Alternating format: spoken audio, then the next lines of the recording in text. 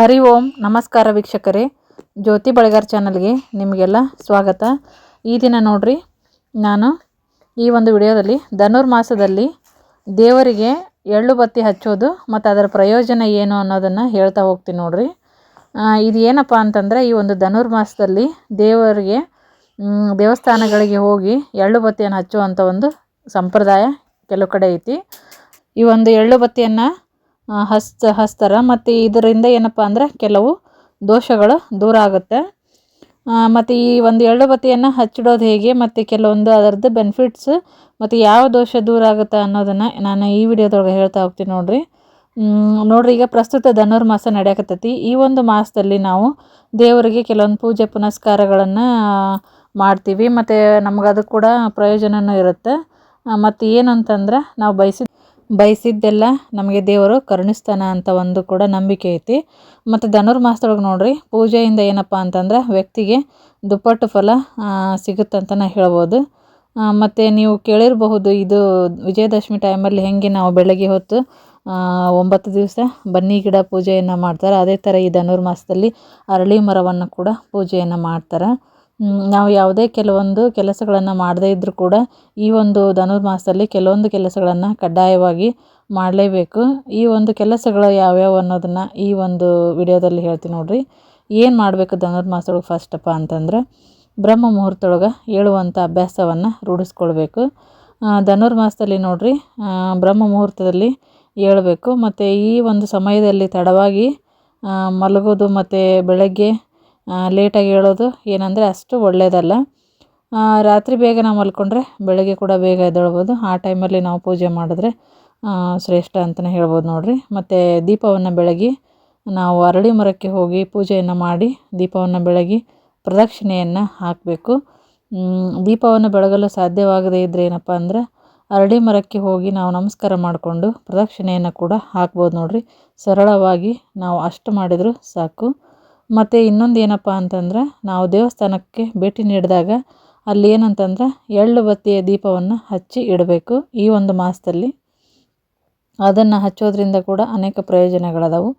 ಅದು ಏನಂತ ನೋಡೋಣ.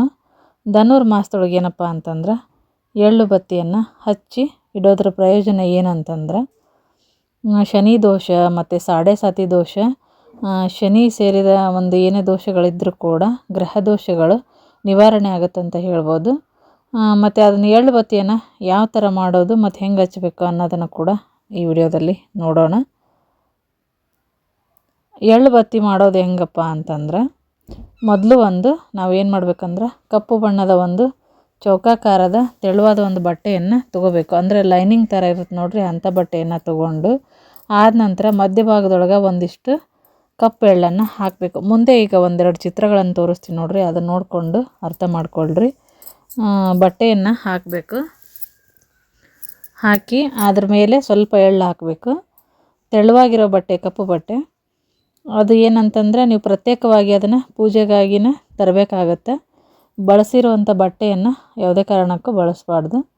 ಅದ್ರ ಮಧ್ಯಭಾಗದಾಗ ಏನಪ್ಪ ಅಂದ್ರೆ ಒಂದು ಸ್ವಲ್ಪ ಕಪ್ಪು ಎಳ್ಳನ್ನು ಹಾಕಿ, ಆನಂತರ ಎರಡು ವಸ್ತುವನ್ನು ಏನಪ್ಪ ಅಂದರೆ, ನೀವು ಅಂಗಡಿಯಿಂದನೇ ಹೊಸದಾಗಿ ತಂದರೆ ಭಾಳ ಒಳ್ಳೆಯದು. ಎಳ್ಳು ಮತ್ತು ಬಟ್ಟೆನ ಮನೆ ಕೆಲಸಕ್ಕೆ ಉಪಯೋಗಿಸಿದಂಥ ವಸ್ತುಗಳನ್ನು ಬಳಸಬಾರ್ದು ನೋಡ್ರಿ. ಈ ಒಂದು ಕಪ್ಪು ಎಳ್ಳನ್ನು ಹಾಕಿರುವಂಥ ಬಟ್ಟೆಯನ್ನು ಏನು ಮಾಡಬೇಕಂದ್ರೆ, ಕಪ್ಪು ದಾರದಿಂದ ಗಂಟು ಕಟ್ಟಿ ಹಿಂದಿನ ದಿನ ರಾತ್ರಿನೇ ನೀವು ಅದನ್ನು ರೆಡಿ ಮಾಡಿ ಇಟ್ಕೋಬೇಕು. ಅಂದರೆ ನೀವು ಇವತ್ತು ದೀಪ ಹಚ್ತೀನಂದರೆ ಹಿಂದಿನ ದಿನ ರಾತ್ರಿನ ಆ ಒಂದು ಗಂಟನ್ನು ಎಳ್ಳೆಣ್ಣೆಯೊಳಗೆ ಅದ್ದಿ ಇಟ್ಕೋಬೇಕು. ಅದ್ದಿಟ್ಕೊಂಡು ನೋಡ್ರಿ, ಈ ಥರ ತೋರಿಸ್ತಾ ಇದ್ದೀನಲ್ಲ, ಈ ಥರ ಚಿಕ್ಕ ಗಂಟುಗಳನ್ನಾಗಿ ಮಾಡ್ಕೋಬೇಕು. ಎಷ್ಟು ಎಳ್ಳು ಬತ್ತಿಯನ್ನು ಹಚ್ಚಬೇಕಪ್ಪ ಅಂತಂದ್ರೆ, ನೀವು ಸುಮಾರು ಒಂದು 9 ಎಳ್ಳು ಬತ್ತಿಗಳನ್ನು ಹಚ್ಬೇಕು ದೇವ್ರಿಗೆ. ಈ ಥರ ಹಚ್ಚಿರ್ತಾರೆ ನೋಡ್ರಿ, ದೇವಸ್ಥಾನದೊಳಗೆ ನೋಡಿರ್ಬೋದು, ನಾನು ತೋರಿಸ್ತಾ ಇದ್ದೀನಿ. ಹಚ್ಚಿ ಇಡಬೇಕು. ಈ ಒಂದು ಕಪ್ಪು ಬಟ್ಟೆಯಲ್ಲಿ ಎಳ್ಳನ್ನು ಹಾಕಿ 9 ದೀಪವನ್ನು ಹಚ್ಬೋದು ನೀವು, 9 ಗಂಟುಗಳನ್ನಾಗಿ ಮಾಡಿ. ಒಂದು ಮಣ್ಣಿನ ದೀಪದೊಳಗೆ ಇಟ್ಟು ಇದನ್ನು ಎಲ್ಲವೂ ಒಂದೇ ಸರ ಇಟ್ಬಿಟ್ಟು ಹಚ್ಬೋದು. ಇದನ್ನು ಏನಂತಂದ್ರೆ, ಹಚ್ಚಬೇಕಪ್ಪ ಅಂದ್ರೆ ನೀವು ಮಣ್ಣಿನ ದೀಪ ಬಳಸೋದೇ ಶ್ರೇಷ್ಠ. ಮಣ್ಣಿನ ದೀಪದೊಳಗೆ ಇದನ್ನು ಹಚ್ಚಬೇಕು. ಅದು ದೇವಸ್ಥಾನಕ್ಕೆ ಹೋಗಿ ಹಚ್ಬೇಕು ನೋಡ್ರಿ. ಈ ಒಂದು ಎಳ್ಳು ಬತ್ತಿಯನ್ನು ನೀವೇನಂತಂದ್ರೆ ದೇವಸ್ಥಾನದೊಳಗೆ ಈ ಧನುರ್ಮಾಸ ಮುಗಿಯೋವರೆಗೂ ಪ್ರತಿನಿತ್ಯ ಕೂಡ ಹಚ್ಬೋದು. ಹಚ್ಚೋ ವಿಧಾನ ಹೇಳ್ತಾ ಇದ್ದೀನಿ. ಶನಿವಾರ ದಿವಸ ಹಚ್ಬೋದು ನೀವು ಇದನ್ನು. ಮತ್ತು ಈ ದೀಪವನ್ನು ಏನಂತಂದ್ರೆ ಮನೆ ಯಜಮಾನರು ಅಥವಾ ಗೃಹಿಣಿ ದೊಡ್ಡವರೇ ಇದನ್ನು ಹಚ್ಚಿದರೆ ಶ್ರೇಷ್ಠ ನೋಡ್ರಿ, ಚಿಕ್ಕವರು ಹಚ್ಚಬಾರ್ದು ಅಂತ ಹೇಳ್ತಾರೆ. ಬ್ರಹ್ಮ ಮುಹೂರ್ತದ ವೇಳೆ ಹಚ್ಚೋದ್ರಿಂದ ಹೆಚ್ಚು ಏನಪ್ಪ ಅಂತಂದ್ರೆ ಅತ್ಯಂತ ಪ್ರಯೋಜನಕಾರಿಯಾಗಿರುತ್ತೆ. ಮತ್ತು ನೀವು ಸಂಕಲ್ಪವನ್ನು ಮಾಡ್ಕೊಂಡು ಹಚ್ಚಿದ್ರಂತೂ ಭಾಳ ಒಳ್ಳೆಯದು ಈ ಒಂದು ಎಳ್ಳು ಬತ್ತಿಯನ್ನು ಹಚ್ಚೋದು. ಕನಿಷ್ಠ 9 ದಿನವಾದರೂ ನೀವು ಈ ಒಂದು ದೀಪವನ್ನು ಹಚ್ಚಬೇಕು. ಒಂದು ವೇಳೆ 9 ದಿನ ಹಚ್ಚೋಕ್ಕೆ ಸಾಧ್ಯ ಆಗದೇ ಇದ್ರಪ್ಪ ಅಂದ್ರೆ 5 ದಿನಗಳ ಮಟ್ಟಿಗಾದ್ರೂ ನೀವು ಈ ಒಂದು ದೀಪವನ್ನು ಹಚ್ಬೋದು. ಕೆಲವು ಕಡೆ ಸಂಪ್ರದಾಯ ಇರುತ್ತೆ, ನಿಮಗೆ ಆಗಿ ಬರೋದಿತ್ತಂದ್ರೆ ಹಚ್ಬೋದು. ನಿಮ್ಮ ಮನೇಲಿ ಯಾವ ಥರ ಇರುತ್ತೆ ನೋಡಿಕೊಂಡು ಮಾಡಿರಿ. ಈ ಒಂದು ಧನುರ್ಮಾಸದೊಳಗೆ ದೇವರಿಗೆ ಎಳ್ಳು ಬತ್ತಿ ಹಚ್ಚೋದ್ರಿಂದ ನಮಗೇನೇ ಶನಿ ದೋಷಗಳಿದ್ದರೂ ಕೂಡ ದೂರ ಆಗುತ್ತೆ.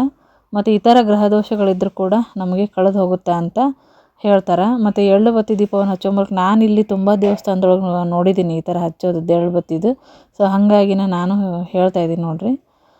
ಇದರಿಂದ ಏನಂದ್ರೆ ಈ ಬತ್ತಿ ಹಚ್ಚೋದ್ರ ಮೂಲಕ ದೇವರ ಆಶೀರ್ವಾದವನ್ನು ಕೂಡ ಪಡ್ಕೋಬಹುದು. ದೇವರ ಆಶೀರ್ವಾದ ಸಿಗಲು ಕೂಡ ನಮ್ಗೆ ಸಹಕಾರಿಯಾಗುತ್ತೆ ಅಂತಲೇ ಹೇಳ್ಬೋದು. ಈ ಥರ ಹಚ್ಚಿರ್ತಾರೆ ನೋಡಿದ್ದೀನಿ ನಾನು ಕೂಡ ದೇವಸ್ಥಾನದಲ್ಲಿ. ನಿಮಗೆ ಪದ್ಧತಿ ಇದ್ದರೆ ಮಾಡಿ, ಇಲ್ಲ ಅಂದರೆ ಬೇಡ. ಇದ್ದವರು ಯಾವ ಥರ ಮಾಡಬೇಕಂತ ಕೂಡ ಹೇಳಿದ್ದೀನಿ. ಮತ್ತು ಅದರಿಂದ ಯಾವ ದೋಷಗಳು ಕೂಡ ಪರಿಹಾರ ಆಗುತ್ತೆ ನೋಡಿರಿ. ಹೊಸದೊಂದು ದೀಪವನ್ನು ತೊಗೊಂಡು ಎಳ್ಳು ಮತ್ತು ಬಟ್ಟೆಯನ್ನು ತೊಗೊಂಡು ಹಚ್ಚಿರಿ. ಇದು ಈ ಒಂದು ಧನುರ್ಮಾಸದ ವಿಶೇಷ ಅಂತಲೇ ಹೇಳ್ಬೋದು ನೋಡಿರಿ ಫ್ರೆಂಡ್ಸ್. ಈ ಒಂದು ಮಾಹಿತಿ ಇಷ್ಟ ಆಗಿತ್ತಪ್ಪ ಅಂತಂದ್ರೆ ವಿಡಿಯೋಕ್ಕೊಂದು ಲೈಕ್ ಕೊಡಿರಿ, ಶೇರ್ ಮಾಡಿರಿ, ಮತ್ತು ಕಮೆಂಟ್ ಹಾಕಿರಿ. ನೀವು ಕೂಡ ನೋಡಿರಬಹುದು ಈ ಥರ ಒಂದು ಎಳ್ಳು ಬತ್ತಿಯನ್ನು ಹಚ್ಚೋದು. ನಿಮಗೂ ಇಂಟ್ರೆಸ್ಟ್ ಇದ್ದರೆ ನೀವು ಕೂಡ ಹಚ್ಬೋದು, ಹೇಳಿದ್ದೀನಿ ಅದನ್ನು. ಮತ್ತು ಇನ್ನು ನಾನು ಇದೇ ಥರ ಹೊಸ ಒಂದು ಮಾಹಿತಿಯೊಂದಿಗೆ ಮತ್ತೆ ನಾನು ಮುಂದಿನ ವಿಡಿಯೋದಲ್ಲಿ ಸಿಗ್ತೀನಿ.